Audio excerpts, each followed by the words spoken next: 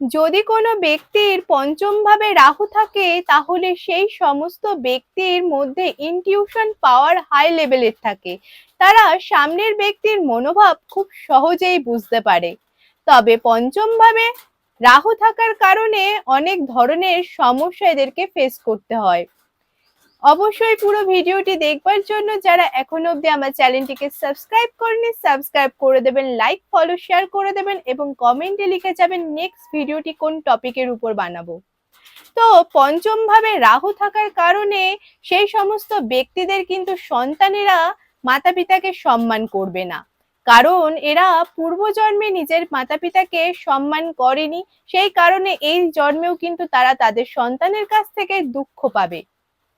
পঞ্চম ভাবে রাহু থাকলে তাদের অনেক সময় মিসক্যারেজের মতন কিন্তু সমস্যা তৈরি করে।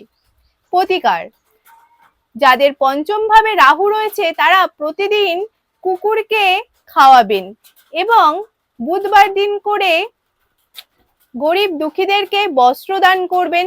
এর পাশাপাশি প্রত্যেক মঙ্গলবার হনুমান চল্লিশা পাঠ করবেন এবং মানসিক শান্তি লাভের জন্য নিত্য ধ্যান অভ্যাস